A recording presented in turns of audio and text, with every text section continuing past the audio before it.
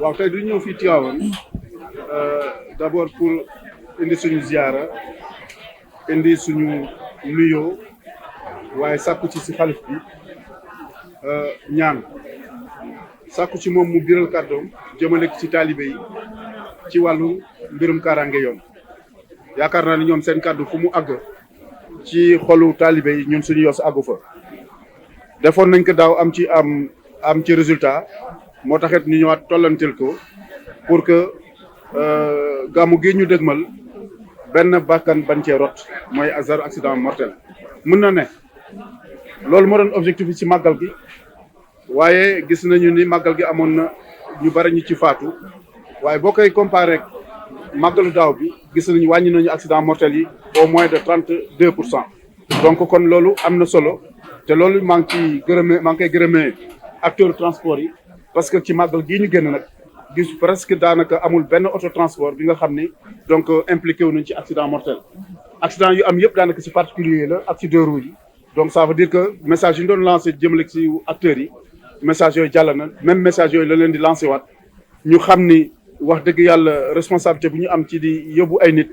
moo leen war a may ñu war a am benn comportement te comportement responsable boobu am nañ ko buñ ko tollantee ci gàmmu gi ñu dégmal yàlla mën nañu may ñu am gàmmu ak zéro accident mortel. waaw usagers yi li leen di wax mooy ñu ngi ci nawet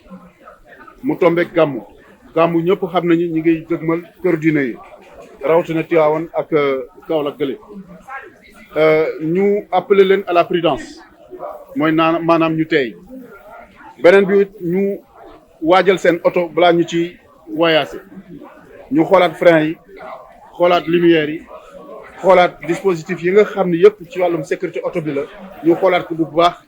jëm ci wàllu pneumatique bi parce que tali bi day tooy oto yi mën nañoo glisser nga perte contrôle jéye am kon bu pneu yi baaxul adhérence du am kon yooyu yëpp bu ñu ko saytoo ba pare ñu moytu yenn yi nag benn bi mooy di daw di xël mooy excès de vitesse beneen bi mooy dawal di utiliser téléphone xel mënut a jàpp ñaar bu ci topp mooy ngay dépasser dangereusement beneen bi mooy aussi ngay bañ a sartoo daal maanaam code de la route ñu ngi leen di appeler à la prudence et au respect scrupuleux des dispositions du code de la route ku ci sonn nga noppalu bañ a jox sa bopp donc objectif ban heure war a àgg parce que boo joxe sa bopp objectif rek day tax nga xel te xel yooyu mën na indil musiba. waaw ni nga ko waxee noonu la yoon boobu muy national 2 bi bokk na si yoon yi nga xam ni accident yu bari dafay faral di am moo tax ni nga ko waxee CRD yi nga xam ne organisé woon nañ ko dem ci région yëpp jël nañ ci ay matuwaay yi nga xam ni tey jalonnement police ak gendarmerie dina tax ba daanaka dina maanaam dissuader képp ki nga xam yaa ngi dawalee nu dul noonu boo gisee présence su alkaati wala gendarme bu ñu taxawee di nga xam ni lii boo defee jëye wala nga jéggi charte jéggi yoon li yoon wax dina dal sa kaw donc loolu disposition yu ñu jël la yeneen disposition yi mooy waxtaan ak acteurs yi mooy transporteurs yi ak syndicats yi ak chauffeurs yi ñoom ñu jël campagne bi def ko seen yëfu bopp te defoon nañ ci màggal gi gàmmu gi aussi ñu ngi leen di appuyer ànd ak ñoom ñu defaat li ñu mel yaakaar naa ñun ñëpp ñu ci àndee yaakaar naa li ñu wut ci résultat ci wàllum accident yi ci kenn bañ cee faatu yàlla mën nañu ko may incha allah.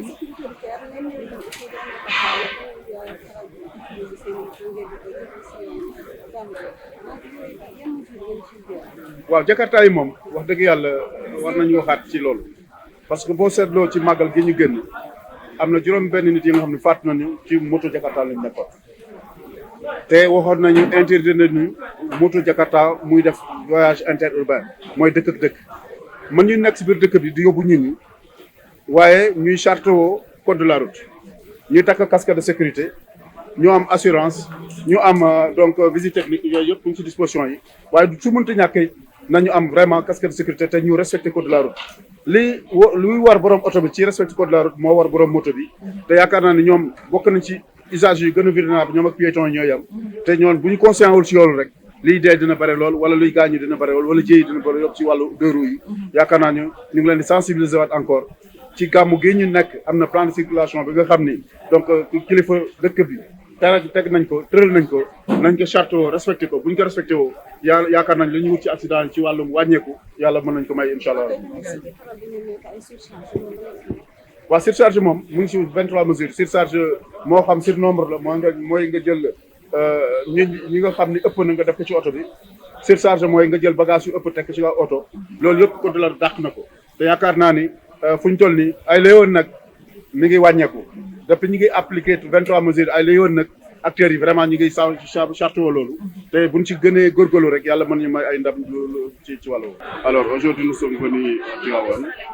en prélude du grand Gamou du Mawlud qui est organisé ici à Tivaouane pour d'abord recueillir des prières du Khalife et donc solliciter de sa part donc un message de sensibilisation à l'endroit des pèlerins, des talibés qui vont relier Tivaouane, les foyers religieux, pour qu'on ait vraiment une édition avec zéro accident mortel. Donc l'objectif a été atteint. On a été très bien reçu par le Khalife. Je pense que le message qu'il vient de délivrer donc n'est pas tombé donc dans l'oreille des sourds et que les pèlerins donc pourront effectivement utiliser ce message-là, les conseils qu'il a donnés pour vraiment mieux se comporter sur nos routes. Donc je suis venu je suis venu sur instruction du ministre Mansour Faye, ministre des Infrastructures, des Transports terrestres et du Désenclavement. Cela entre dans le cadre global donc, des programmes de sensibilisation lors des grands événements, mais aussi sur donc, la mise en œuvre du programme national de lutte contre l'insécurité routière que l'Agence nationale de sécurité routière est en train de coordonner. Oui, tout à fait. Dans ma délégation, donc, les transporteurs m'ont accompagné. Donc, c'est pour dire effectivement cette dynamique unitaire qu'on a eue avec les syndicalistes, les transporteurs. C'est le lieu de les remercier pour leur mobilisation et leur disponibilité. Cette concertation a eu lieu. Effectivement, ils vont prendre le relais dans leurs gares routières respectives et dans leur corporations donc respectives pour lancer ce message donc de sensibilisation et donc appeler à la prudence et au respect des dispositions du code. Oui, bon, effectivement, c'est la nationale 2. Je pense que c'est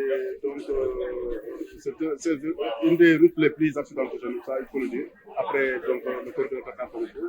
Mais les dispositions qui sont prises au niveau du commandement territorial, donc, avec l'appui des forces de défense et de sécurité, la police et la gendarmerie, sur déjà le contrôle routier et donc la dissuasion qu'on est en train de faire pour les usagers. Je pense que les campagnes de sensibilisation, la conscientisation et la responsabilisation des acteurs permettra effectivement d'atteindre ces objectifs-là. De moins en moins, nous étions les 3 accidents, en tout cas mortels, qu'on a eu à Sikilo, à Sakal et à Glensar. Je pense qu'avec l'application des 23 mesures de l'État, on a constaté une nette en tout cas, baisse concernant les accidents mortels.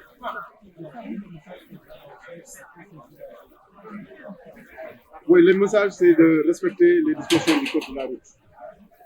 Nous sommes dans une période pluvieuse, couplée avec donc, cet événement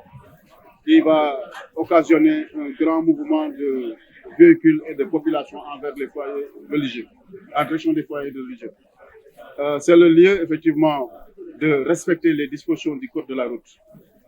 Vérifier les véhicules avant vraiment de les mettre sur la route.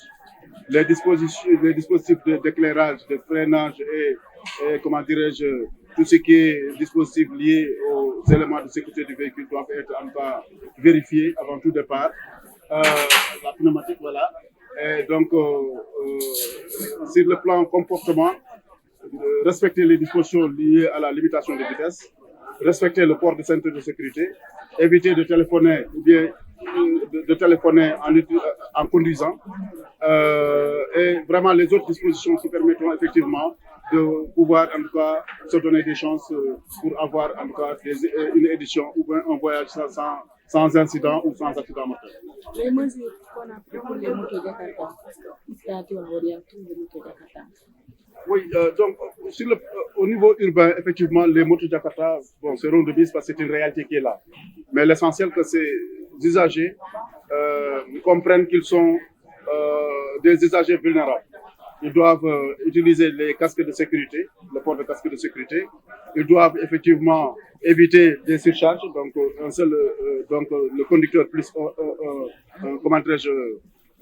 donc un voyageur suffit sur une moto. Donc, vraiment respecter les dispositions du code de la route. Je pense que les interdictions qui sont faites permettront effectivement de mieux les sécuriser et